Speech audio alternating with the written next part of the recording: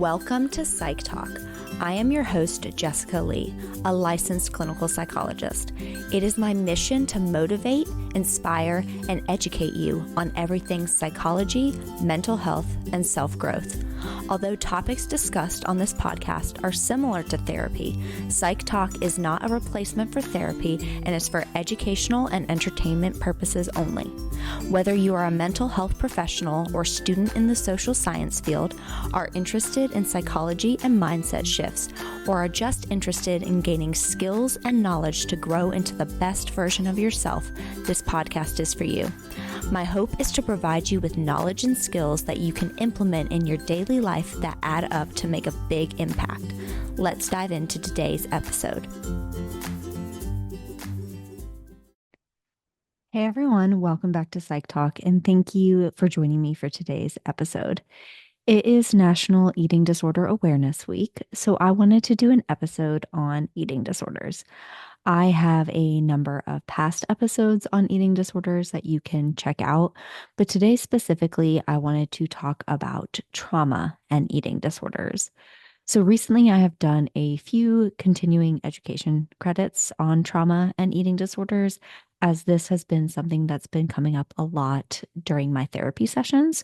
So I thought I would make it into a podcast episode that hopefully is informative for anyone who has experienced both trauma and an eating disorder, maybe works with eating disorders, knows someone with an eating disorder, or just wants to gain more information. So first, as a very brief review, I want to touch on what eating disorders are.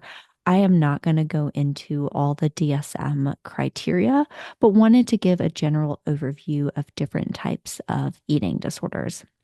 So first we have anorexia nervosa, and this is what most people think of when they think of eating disorders.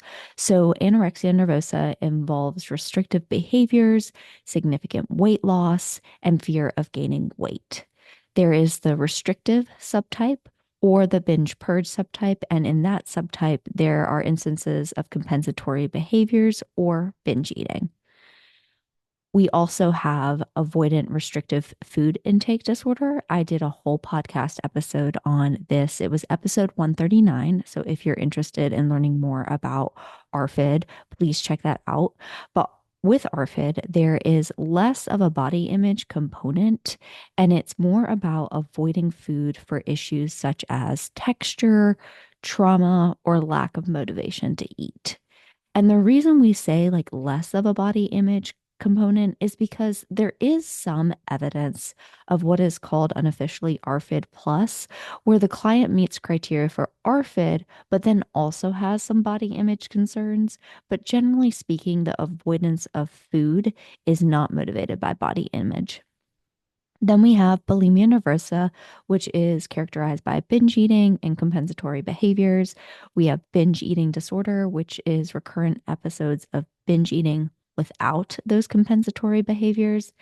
And then we have other specified feeding or eating disorder, which is really a catch-all for eating disorders that do not fit in one of the other diagnoses. So some examples are orthorexia, which I did an episode on. It was episode 126, as well as atypical anorexia. And I did an episode on that as well, which was episode 182. So next, I want to talk about the development of eating disorders, because eating disorders developed due to a multitude of factors. Most often, there are genetic underpinnings that increase one's risk, and there are also external factors that interplay with the genetic vulnerability to trigger the development of an eating disorder. So it is believed that there is about a 60 to 80% genetic component when it comes to the development of eating disorders.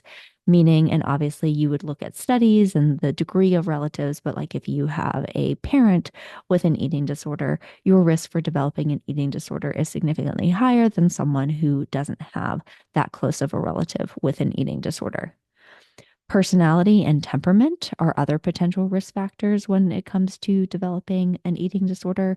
So when we look at anorexia, common personality and temperament traits include neuroticism, perfectionism, being rigid, self-critical, being highly driven, black and white thinking, being anxious at baseline, being harm avoidant, and then procrastination driven by perfectionism. So putting things off because you want them to be perfect and you're worried if you don't do it perfectly, things are going to be falling apart, things like that. So you just avoid doing it.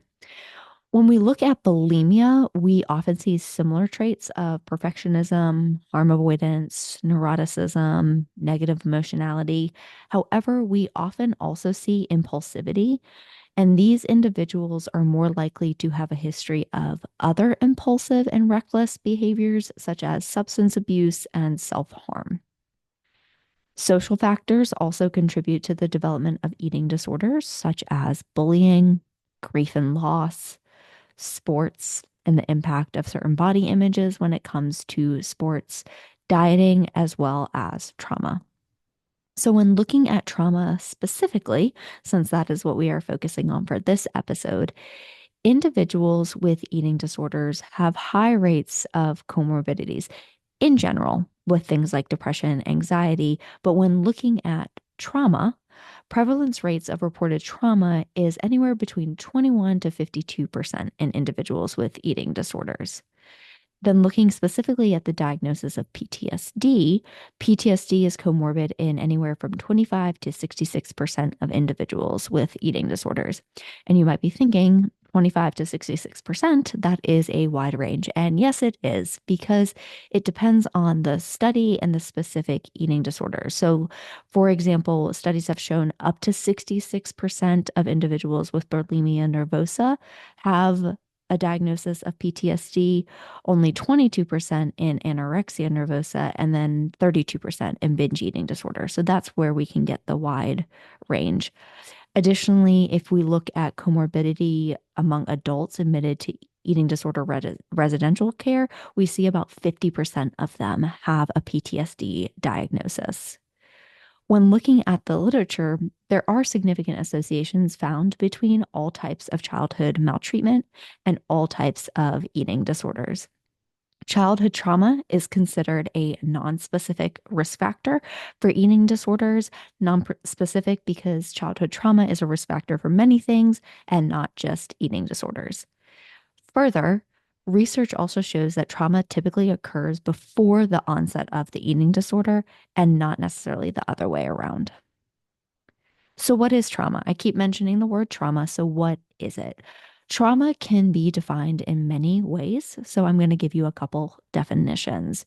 So, according to SAMHSA, trauma is a single event, series of events, or set of circumstances that is experienced by an individual as physically or emotionally harmful or life threatening, and that has a lasting adverse effects on the individual's functioning and well being in the mental, physical, social, emotional, or spiritual domains of life.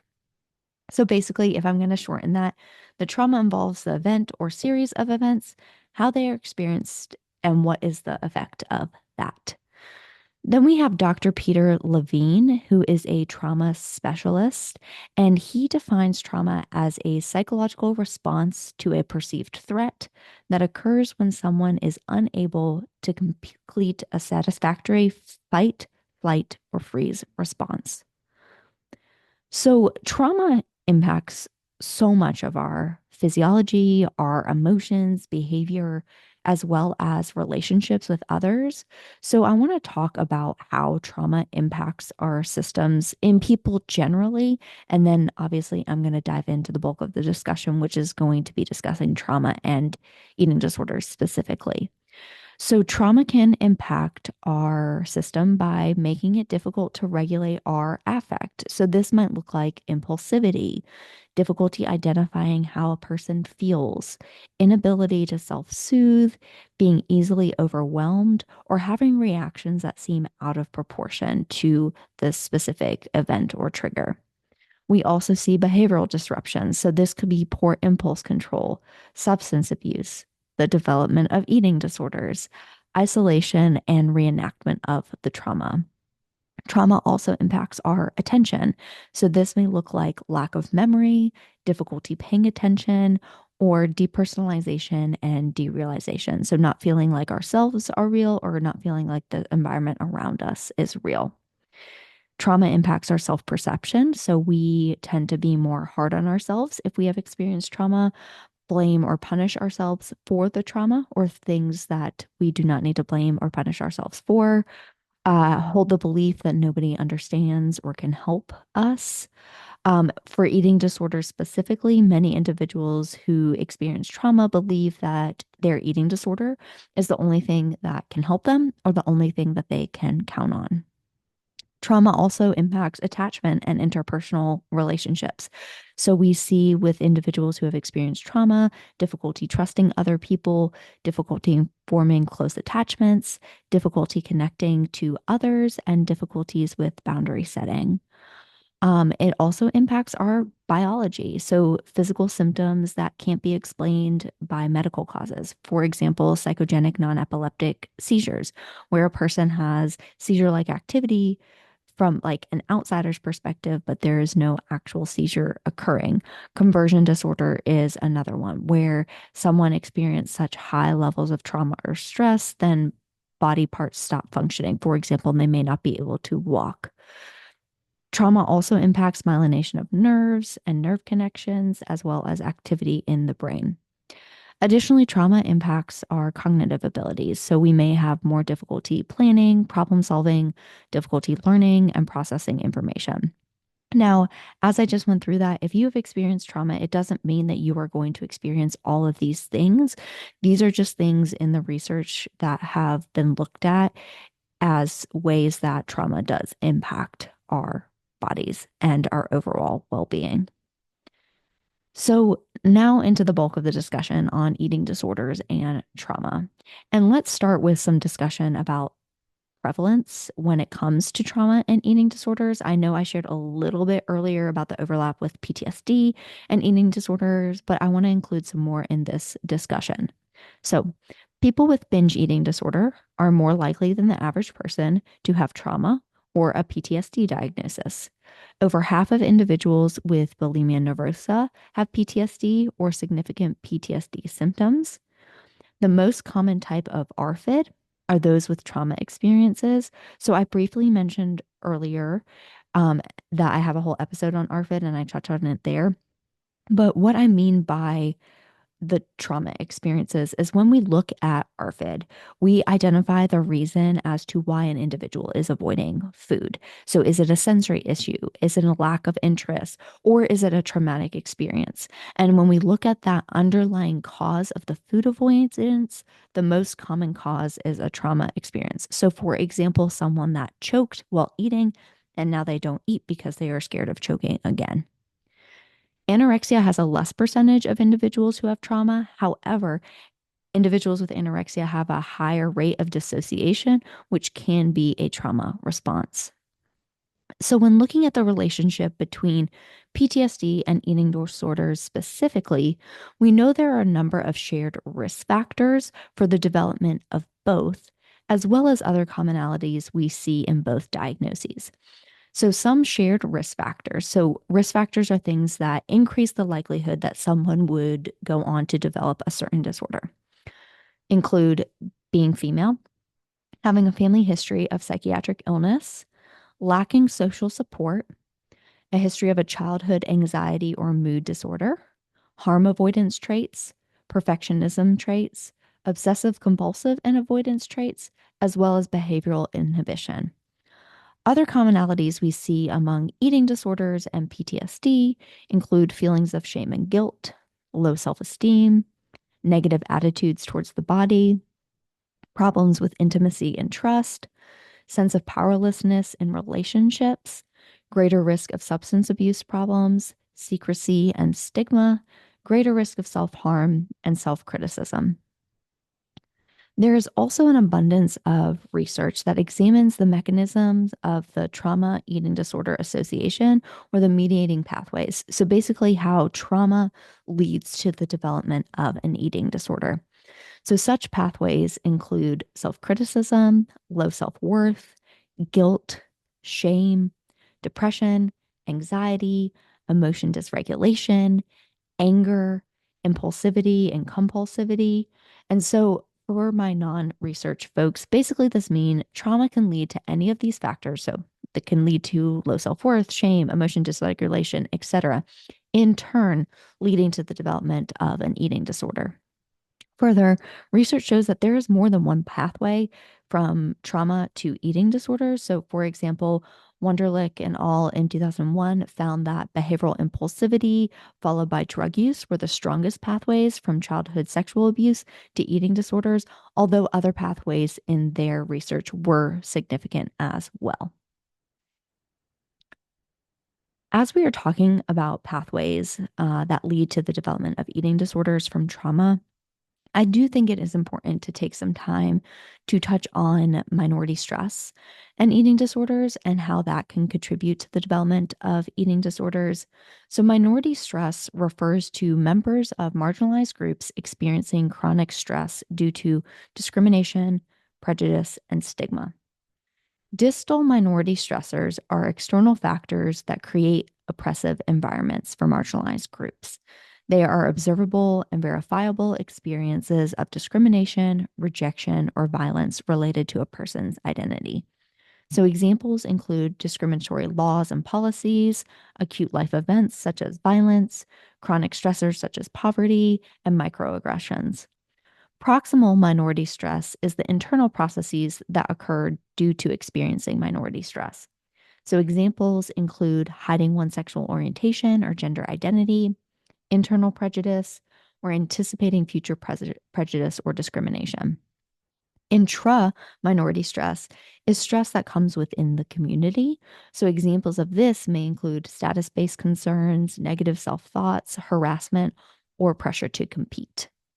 When examining eating disorder rates in various minority groups, research shows that sexual or gender minorities have higher rates of eating disorders compared to their cishet peers. For example, one study found that 42% of men in eating disorder treatment identify as gay. LGBTQ plus folks are 2 times more likely to have binge eating disorder than non-LGBTQ plus individuals. 54% of LGBTQ plus youth have full symptom eating disorders. Black teenagers are 50% more likely than white teenagers to exhibit bulimic behaviors, such as binging and purging. Further, despite similar levels of eating disorders among non Hispanic whites, Hispanics, Black individuals, and Asians in the United States, people of color are significantly less likely to receive help for their eating disorder. So, a 2006 study by Gordon and colleagues involved presenting identical case studies demonstrating disordered eating symptoms in white, Hispanic, and Black women to clinicians, and clinicians were asked to identify if the woman's eating behavior was problematic. 44% identified the white woman's behavior as problematic. 41% identified the Hispanic woman's behavior as problematic, yet only 17% identified the Black woman's behavior as problematic, despite the case studies being identical, other than the race and ethnicity of the identified individual. The clinicians were also less likely to recommend that the Black woman should receive professional help. So I wanted to touch on this first to highlight that eating disorders do not just happen to young white girls, as society tends to stereotype. Second, to highlight how individuals of marginalized groups may experience different stressors or trauma that can contribute to the development of an eating disorder. And third, to highlight the lack of identification and treatment itself that can be a stress or trauma that reinforces an eating disorder in marginalized communities. So, next, I want to talk about the functional relationship between trauma and eating disorders. So, basically, how eating disorders can help reduce trauma symptoms, and in turn, how the trauma maintains the eating disorder. So, eating disorders can be conceptualized as a coping skill to help manage trauma responses. One function of the eating disorder is that it lowers activation in the brain. So, restriction can trigger a pleasure response, which soothes the part of the brain that is overly activated due to trauma. Similarly, the binge purge cycle can help soothe or regulate the highly activated parts of the brain from trauma. Further, food restriction, binge eating, purging, and other eating disorder behaviors may facilitate an escape and avoidance of trauma related memories and distress. Eating disorder symptoms also may decrease hyperarousal, which is the opposite of what trauma does, as it increases arousal.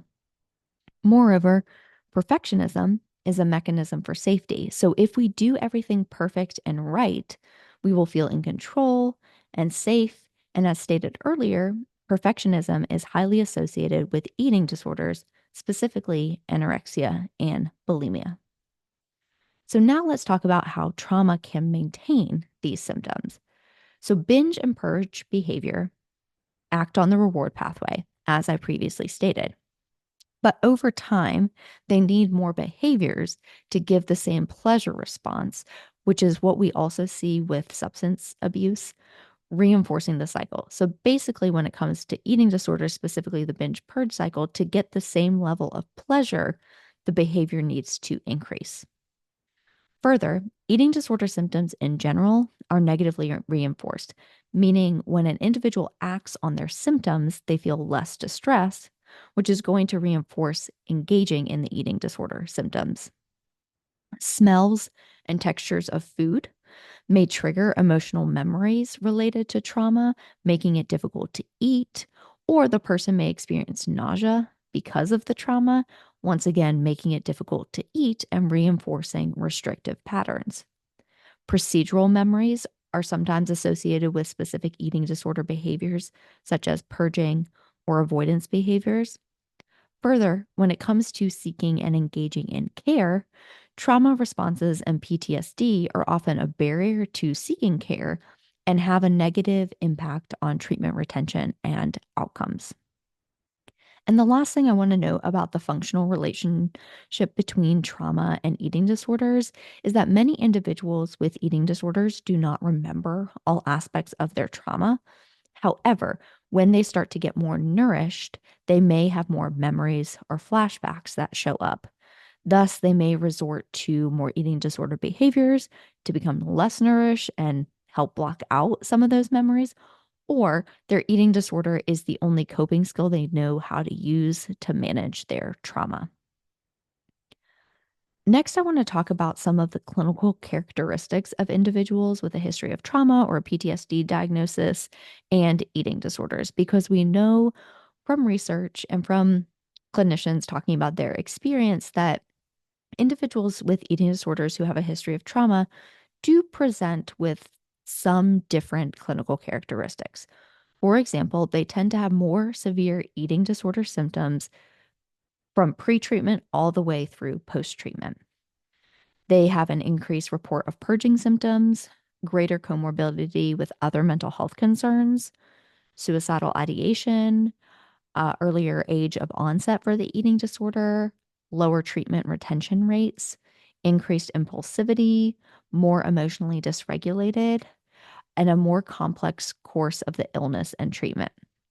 So, more than half of individuals treated with eating disorders continue with clinically significant eating disorder symptoms after treatment, and frequent co occurrence of PTSD symptoms may be one factor contributing to the poor treatment response and outcome because the trauma is not typically addressed in eating disorder treatment. So, just as I said a few moments ago, the healing process can really be blocked by eating disorders. So you can't heal from your trauma because you're engaging in eating disorder behaviors, which doesn't allow you to process the trauma. And in turn, the trauma also maintains and reinforces the eating disorder symptoms. So now we're really going to dive into trauma treatment and treating trauma in individuals with eating disorders. So although there are some different perspectives on this, working on trauma too soon can increase eating disorder behaviors, and therefore, some stabilization of eating disorder behaviors is preferred before doing trauma work.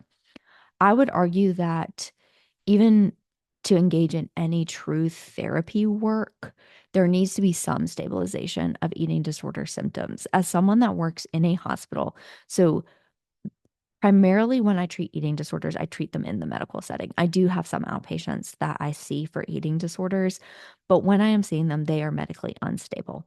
And it is very hard to do higher order cognitive processes, more in depth therapy when the brain is not nourished, which makes sense because it can't make those connections. So I would agree that we need to do some stabilization of the eating disorder before diving into trauma work. But like I said, there's differing perspectives on this.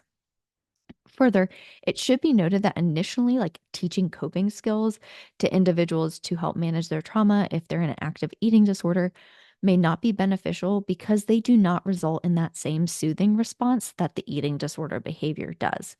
So, as an example, mindfulness does work on the same pathway as eating disorder behaviors. But initially, it's not going to elicit the same level of calm response as the eating disorder behavior. So if you ask a individual with an very active eating disorder to engage in mindfulness, it's not going to have the same beneficial effect as, say, purging might.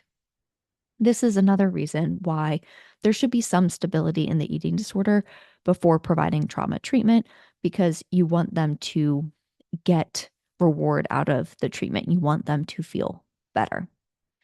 So, when providing treatment to individuals with eating disorders and trauma, it is important to take a trauma informed care approach.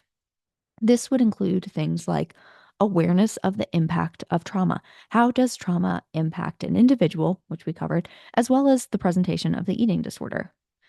Awareness of symptoms or signs of trauma and their associated difficulties. Integration of trauma information into all aspects of the practice, an intentional focus on avoiding any re traumatization. And it's also important to note that a trauma informed approach to care can be implemented at any level of care. It's not just reserved for like outpatient. So it can be done outpatient, intensive outpatient, partial hospitalization, residential, as well as medical inpatient. So, regardless of the treatment modality used to treat the trauma, which we will get to here shortly, safety is the first step and highest need in any trauma treatment for those with eating disorders. So many people with eating disorders who have experienced trauma are operating off the worldview that the world is dangerous. And so when teaching safety, initially individuals are taught to differentiate past traumas from their current situations, taught how to tolerate stress, how to orient to things that signal to the brain that they are safe. Relationally, they are taught how to have appropriate limits and boundaries to keep themselves safe. And then families, if they are involved in the treatment, which is highly recommended for children and teens, families are taught to have consistent responses. And then physiologically, individuals learn how to get basic needs met to support their body before processing the trauma. Further, stabilizing the eating disorder is really working on the trauma because it does create a sense of safety. Another component of trauma treatment with eating disorders is self regulation and attachment. So, during this, individuals are taught appropriate modulation of emotions, how to build meaningful relationships for support, and what their window of tolerance is, which is the zone where intense emotional arousal can be processed in a healthy way. So, you're not under aroused, but you're not over aroused. After safety and self regulation and attachment are established, trauma processing and integration can occur. So, there are a variety of ways that trauma treatment can occur among individuals with eating disorder. So, the first is sequencing of treatments, one at a time. And so, this is where somebody's eating disorder would be treated first. And when they are in recovery, then their trauma would be addressed. This is often what happens, but new research is coming out showing that this might not be the best way to go. Next, we have concurrent treatment, and this can either be two providers. So, two providers who one is providing the eating disorder treatment and one is providing the trauma treatment at the same time, and they're in communication with one another. Or one provider with either extended sessions or separate sessions for treating the eating disorder and then the PTSD or trauma symptoms separately. There's also integrated treatment that can be done, which is one provider providing combined models of treatment. So they're providing the eating disorder treatment and the trauma treatment at the same time, but not necessarily like in separate sessions. And then there's also transdiagnostic treatment. So this would be when one provider is targeting the shared mechanisms of the eating disorder and PTSD, which we discussed earlier in this episode, like shame and self-criticism, things like that. So when we get into types of therapy, I am not going to go over in depth all the types of evidence-based trauma therapies, but we'll give you a brief overview of a few of the trauma-based therapies that have been shown to be effective among individuals with eating disorders. So the first is trauma-focused CBT or TFCBT. And this is a trauma-based treatment for youth age 3 to 18 that utilizes CBT, so cognitive behavioral strategies, and a trauma narrative to help improve trauma symptoms. Then we have exposure therapy, which is a treatment that gradually exposes someone to their fears in a safe environment. We have cognitive processing therapy, or CPT, P as in pineapple, not B as in ball, and CBT. It's confusing. And this is a trauma therapy that helps people identify their stuck points that are caused by trauma, challenge these stuck points, and develop new ways of thinking. We also have somatic experiencing. So, unlike other interventions that I've already mentioned so far, somatic experiencing is a body centered approach to trauma that focuses on the body's response to trauma and applies mind body healing to aid in trauma recovery. And then we have eye movement desensitization and reprocessing, or EMDR, which involves thinking about unpleasant memories or the trauma while utilizing bilateral stimulation, typically eye movement. And the therapy creates a safe environment for the client to re experience the trauma.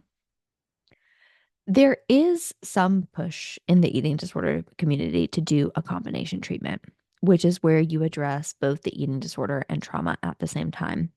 So, this would be the integrated treatment that I mentioned a few minutes ago.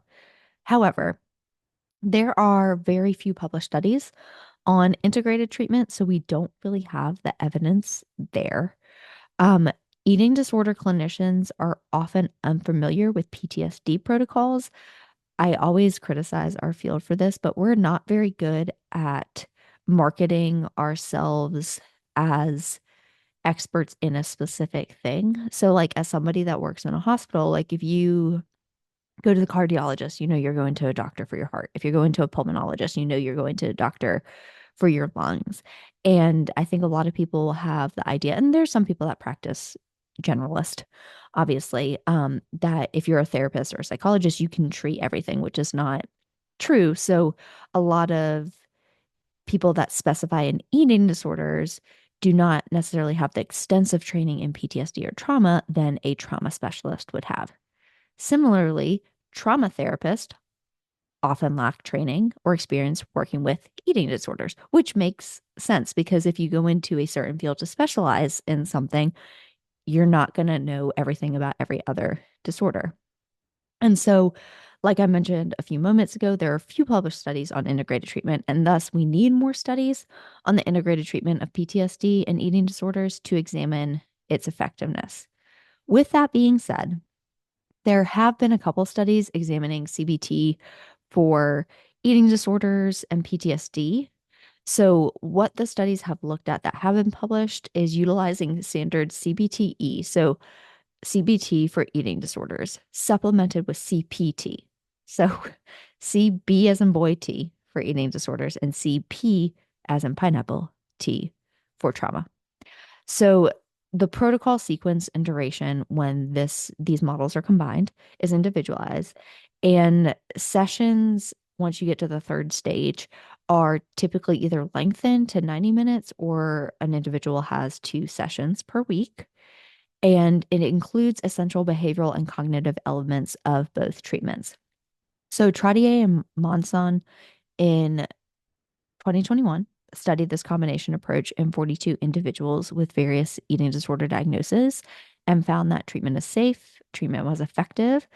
Clinicians and patients had a preference for the integrated treatment, and there were higher rates of PTSD remission compared to CBTE alone, which makes sense because CBTE does not necessarily address trauma. Then Brereton et al. In 2023 found that integrated ED PTSD treatment can be successful at an inpatient level of care. And so when we're looking at integrating treatment, the treatment of trauma can follow the sequence of eating disorder treatment nicely.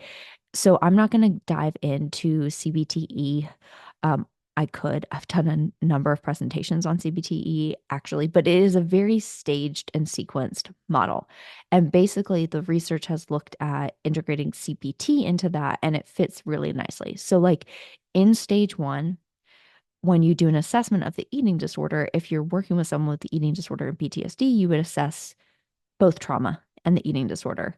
Then you would provide rationale for treatment, psychoeducation on both eating disorders and traumas, as well as a personal formalization and conceptualization for the eating disorder and PTSD. Um, Stage 2 is just what we call taking stock. And stage 3 is the main body of treatment, which addresses all the maintaining mechanisms of the eating disorder, which would include the trauma and PTSD symptoms, as well as addressing the trauma. So that brings us to the question, like, when would it be appropriate to integrate this treatment? So like I said earlier, typically what treatment has done before is stepwise. So we would address the eating disorder first and then address the trauma, or vice versa. So integrating treatment is appropriate if the patient is nourished enough and to process information, that their eating disorder symptoms are improving, and the individual demonstrates adequate level of distress tolerance, and the individual is interested and willing to do the integrated treatment. I talk about this all the time. Like the therapeutic rapport is the number one factor when it comes to eating disorder or treatment in general. But, psychotherapy, you need to have a good relationship. But the individual coming to therapy also needs to be interested and willing to engage in the therapy and buy into the treatment modality. Integrating treatment would not be appropriate if the individual is an imminent danger to themselves or others. They have unmedicated mania or psychosis. There is a substance use problem that requires detoxification of some sort, has extreme dissociation, are completely malnourished so they can't process information, or they're not motivated to engage in the treatment. So now that we've briefly touched on trauma treatments for individuals with eating disorders, I do want to talk about the impact of trauma on eating disorder treatment effectiveness, particularly if the trauma is not addressed. So, effects of trauma or PTSD on course and outcome of ED treatment is largely unknown. So, I didn't say this at the beginning, but eating disorder research is highly underfunded compared to other areas of mental health care. So, even though a number of individuals experience eating disorders, unfortunately, the research is not there.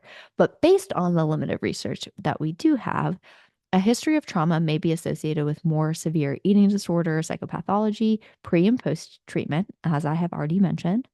A trauma history has been related to negative treatment responses and outcomes. A history of PTSD and trauma may be associated with greater likelihood of dropout from eating disorder treatment. Trauma and PTSD should be considered a potential indicator of poor prognosis for eating disorder treatment. But despite all that, individuals with a history of trauma and PTSD still benefit from primary eating disorder treatment.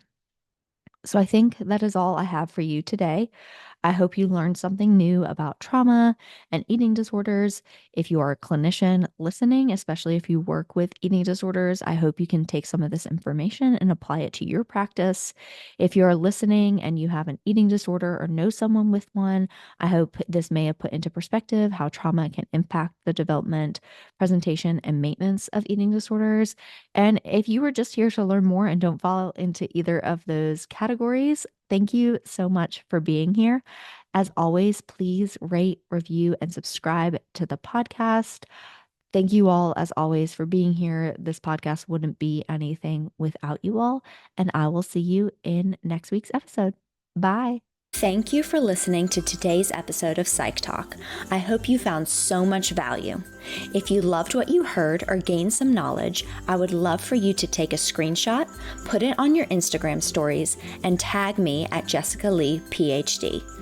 Additionally, I would be honored if you leave a review and 5-star rating so I can continue to help this podcast grow. If you are not already, follow me on Instagram and join my Facebook community, Grow Through What You Go Through. Thank you for joining me today, and I cannot wait for you to join me during the next episode. Remember, you are loved, You are worthy, and you are braver than you know.